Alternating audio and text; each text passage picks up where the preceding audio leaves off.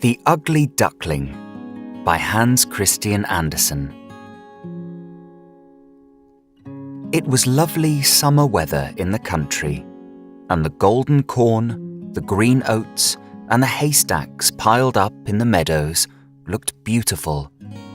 The stork, walking about on his long red legs, chattered in the Egyptian language which he had learnt from his mother. The cornfields and meadows were surrounded by large forests, in the midst of which were deep pools. It was, indeed, delightful to walk about in the country. In a sunny spot stood a pleasant old farmhouse, close by a deep river, and from the house down to the waterside grew great burdock leaves, so high that under the tallest of them a little child could stand upright. The spot was as wild as the centre of a thick wood. In this snug retreat sat a duck on her nest, watching for her young brood to hatch. She was beginning to get tired of her task, for the little ones were a long time coming out of their shells, and she seldom had any visitors. The other ducks liked much better to swim about in the river than to climb the slippery banks and sit under a burdock leaf to have a gossip with her. At length, one shell cracked, and then another, and from each egg came a living creature that lifted its head and cried, "Peep, peep." "Quack, quack," said the mother, and then they all quacked as well as they could, and looked about them on every side at the large green leaves. Their mother allowed them to look as much as they liked, because green is good for the eyes. "How large the world is," said the young ducks, when they found how much more room they now had than while they were inside the eggshell. "Do you imagine this is the whole world?" asked the mother. "Wait till you have seen the garden. It stretches far beyond that to the parson's field, but I have never ventured to such a distance. Are you all out?" she continued, rising. "No, I declare the largest egg lies there still. I wonder how long this is to last. I am quite tired of it." And she seated herself again on the nest. "Well, how are you getting on?" asked an old duck who paid her a visit. "One egg is not hatched yet," said the duck. "It will not break. But just look at all the others. Are they not the prettiest little ducklings you ever saw? They are the image of their father, who is so unkind he never comes to see." "Let me see the egg that will not break," said the duck. "I have no doubt it is a turkey's egg. I was persuaded to hatch some once, and after all my care and trouble with the young ones, they were afraid of the water. I quacked and clucked, but all to no purpose. I could not get them to venture in. Let me look at the egg. Yes, that is a turkey's egg. Take my advice. Leave it where it is and teach the other children to swim." "I think I will sit on it a little while longer," said the duck. "As I have sat so long already, a few days will be nothing." "Please yourself," said the old duck, and she went away.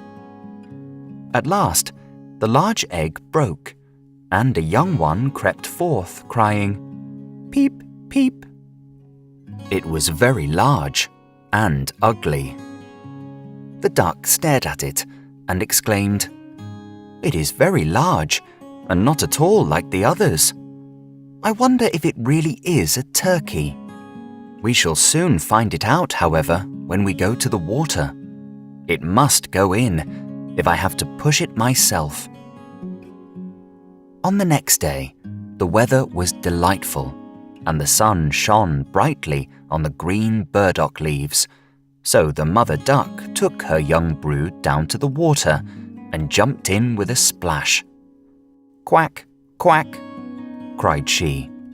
And one after another, the little ducklings jumped in.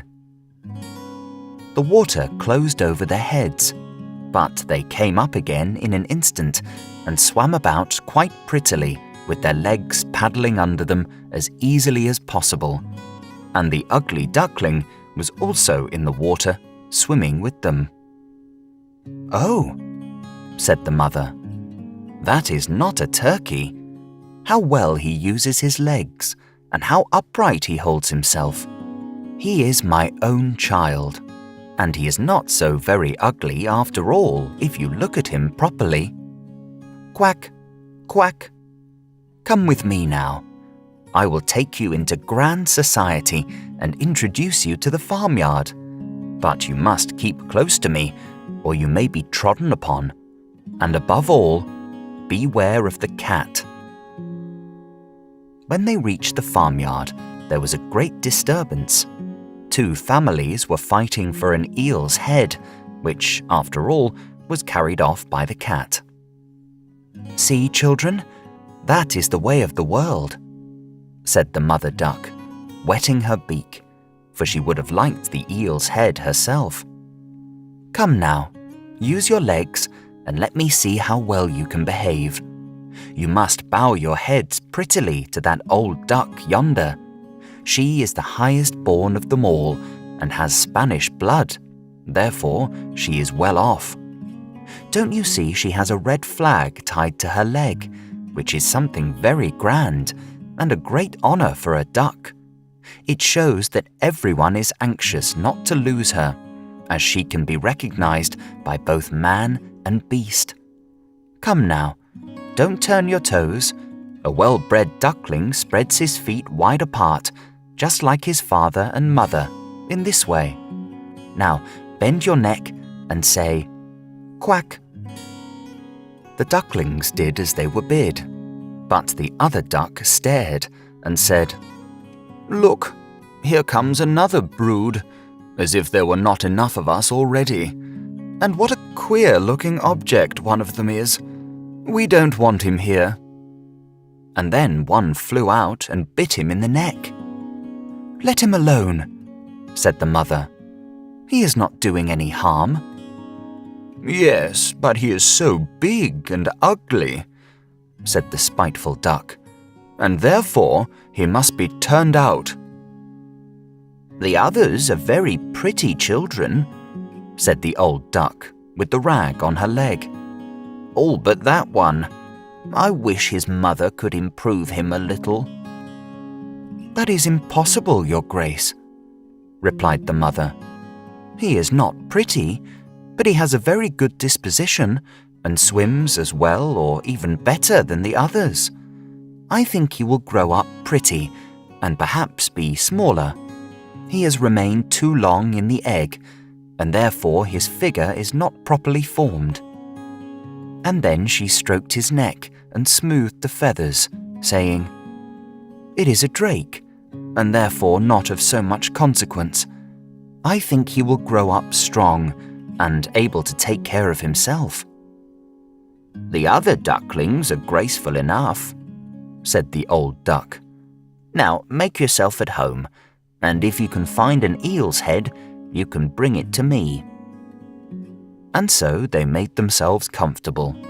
But the poor duckling, who had crept out of his shell last of all and looked so ugly, was bitten and pushed and made fun of, not only by the ducks, but by all the poultry.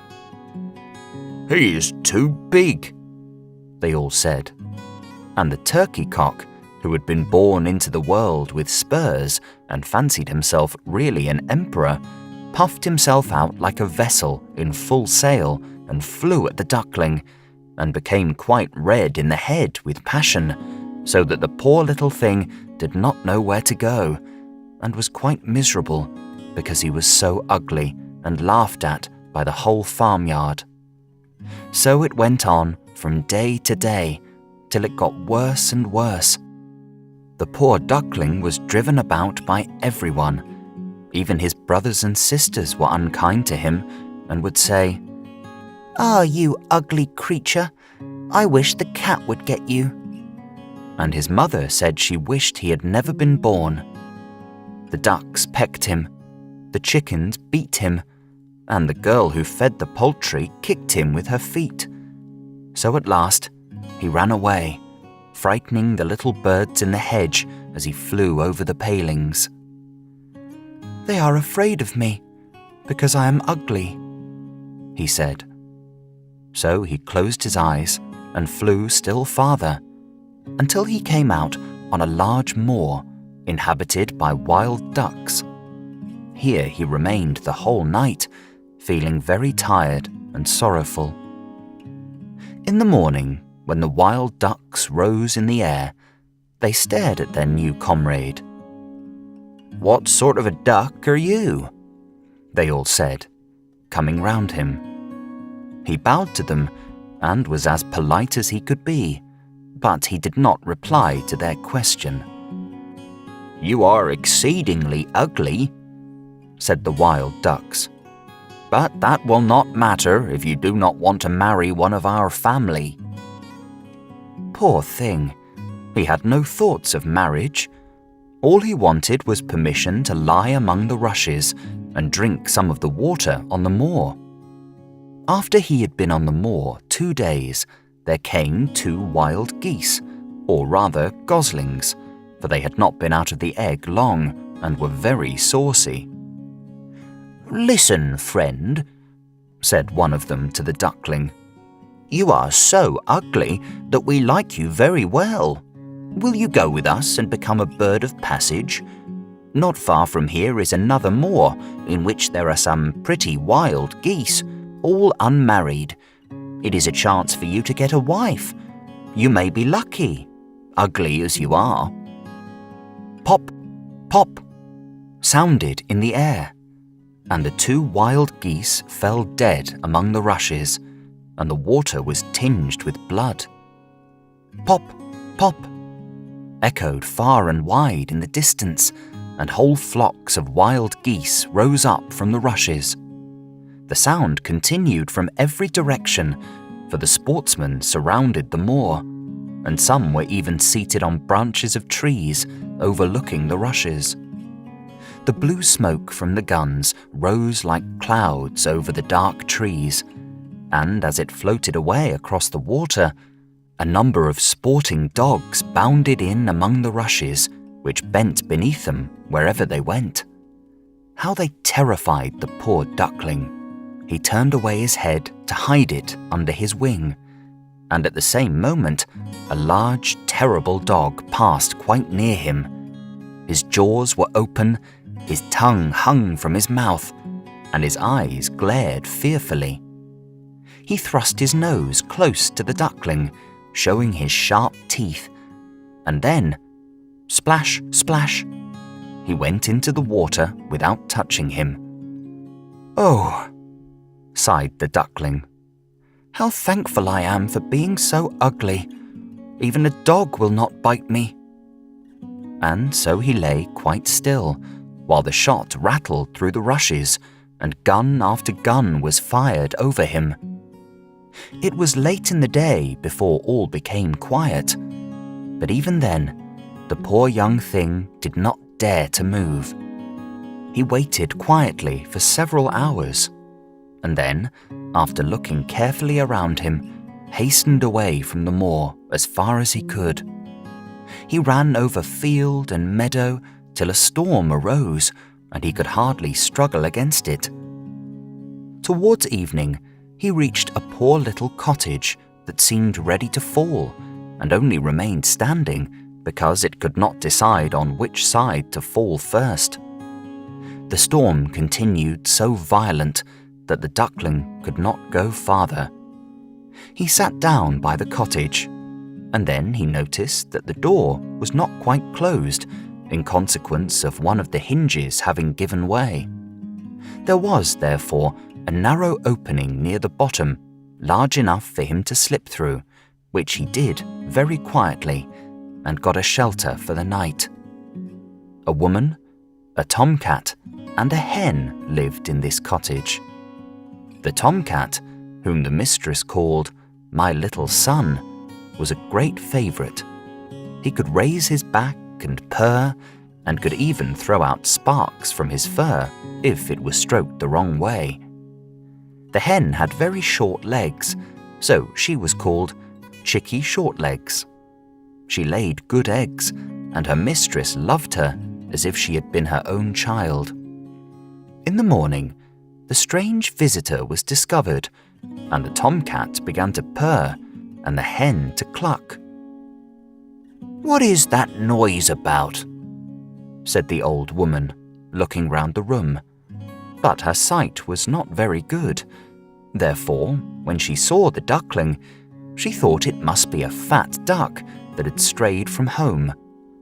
"Oh, what a prize!" she exclaimed. "I hope it is not a drake, for then I shall have some duck's eggs. I must wait and see." So the duckling was allowed to remain on trial for 3 weeks, but there were no eggs. Now the tomcat was master of the house, and the hen was mistress, and they always said, "We and the world," for they believed themselves to be half the world, and the better half too. The duckling thought that others might hold a different opinion on the subject, but the hen would not listen to such doubts. "Can you lay eggs?" she asked. "No." "Then have the goodness to hold your tongue." "Can you raise your back, or purr, or throw out sparks?" said the tomcat. "No." "Then you have no right to express an opinion when sensible people are speaking." So the duckling sat in a corner, feeling very low-spirited, till the sunshine and the fresh air came into the room through the open door. And then he began to feel such a great longing for a swim on the water that he could not help telling the hen. "What an absurd idea," said the hen. "You have nothing else to do, therefore you have foolish fancies. If you could purr or lay eggs, they would pass away." "But it is so delightful to swim about on the water," said the duckling, "and so refreshing to feel it close over your head while you dive down to the bottom." "Delightful indeed," said the hen. "Why, you must be crazy. Ask the cat, he is the cleverest animal I know. Ask him how he would like to swim about on the water, or to dive under it, for I will not speak of my own opinion. Ask our mistress, the old woman. There is no one in the world more clever than she is. Do you think she would like to swim, or to let the water close over her head?" "You don't understand me," said the duckling. "We don't understand you? Who can understand you, I wonder? Do you consider yourself more clever than the cat or the old woman? I will say nothing of myself. Don't imagine such nonsense, child, and thank your good fortune that you have been received here. Are you not in a warm room and in society from which you may learn something? But you are a chatterer, and your company is not very agreeable. Believe me, I speak only for your own good. I may tell you unpleasant truths, but that is a proof of my friendship. I advise you, therefore, to lay eggs and learn to purr as quickly as possible." "I believe I must go out into the world again," said the duckling. "Yes, do," said the hen.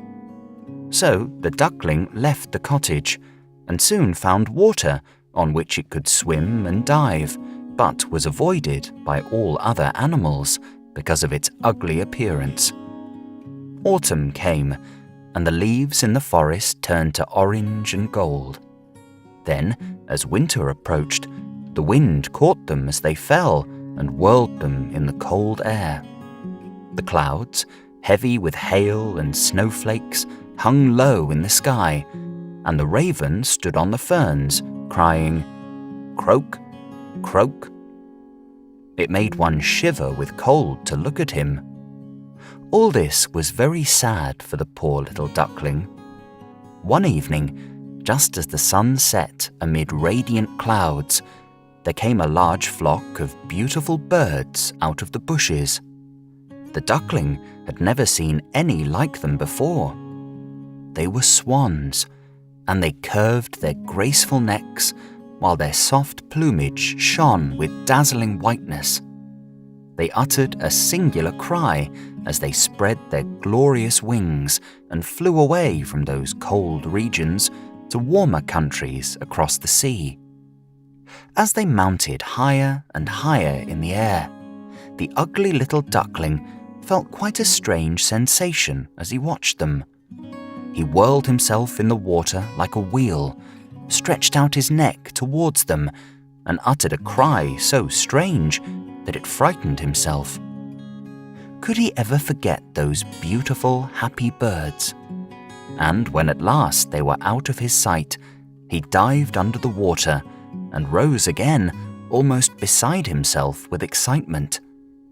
He knew not the names of these birds, nor where they had flown, but he felt towards them as he had never felt for any other bird in the world.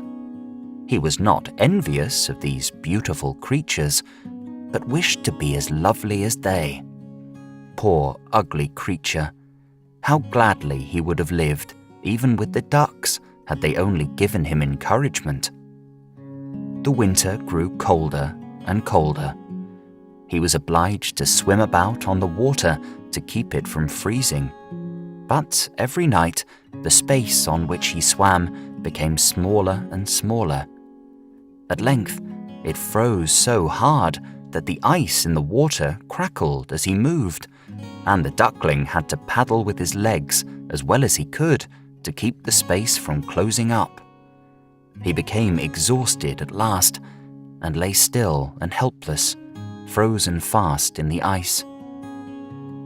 Early in the morning, a peasant who was passing by saw what had happened. He broke the ice in pieces with his wooden shoe and carried the duckling home to his wife. The warmth revived the poor little creature. But when the children wanted to play with him, the duckling thought they would do him some harm, so he started up in terror, fluttered into the milk pan, and splashed the milk about the room. Then the woman clapped her hands, which frightened him still more. He flew first into the butter cask, and then into the meal tub, and out again. What a condition he was in! The woman screamed and struck at him with the tongs. The children laughed and screamed and tumbled over each other in their efforts to catch him. But, luckily, he escaped. The door stood open. The poor creature could just manage to slip out among the bushes and lie down, quite exhausted, in the newly fallen snow. It would be very sad were I to relate all the misery and privations which the poor little duckling endured during the hard winter.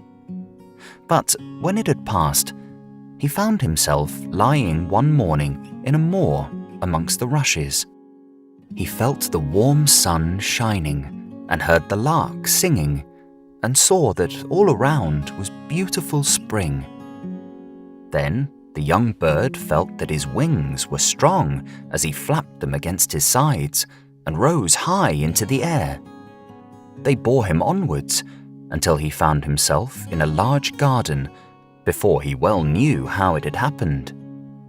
The apple trees were in full blossom, and the fragrant elders bent their long green branches down to the stream, which wound round a smooth lawn. Everything looked beautiful in the freshness of early spring. From a thicket close by came 3 beautiful white swans, rustling their feathers and swimming lightly over the smooth water. The duckling remembered the lovely birds and felt more strangely unhappy than ever. "I will fly to those royal birds," he exclaimed, "and they will kill me because I am so ugly and dare to approach them. But it does not matter.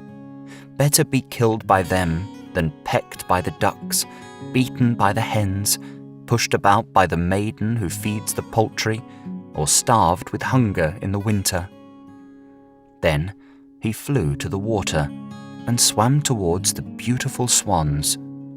The moment they espied the stranger, they rushed to meet him with outstretched wings. "Kill me," said the poor bird, and he bent his head down to the surface of the water and awaited death.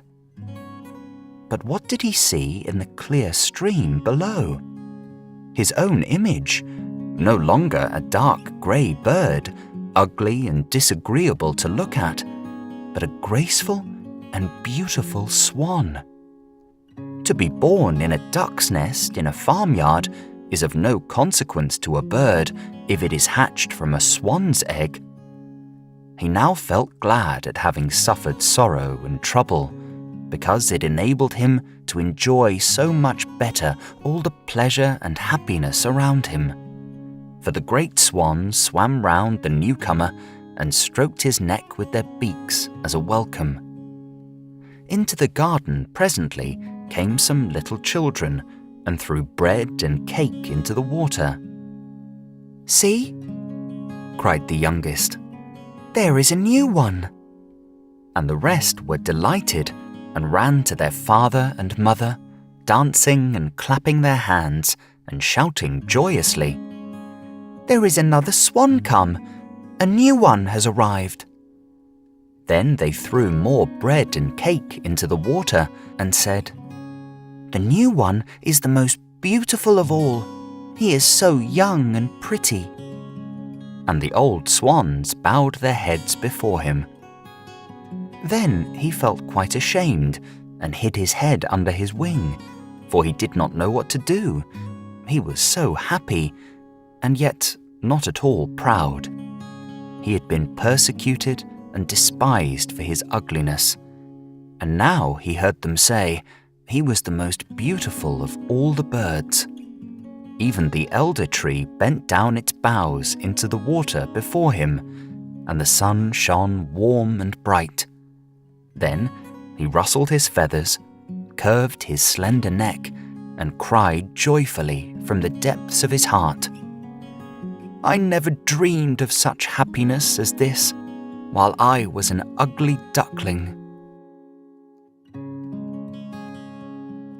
Thank you for listening to The Ugly Duckling by Hans Christian Andersen.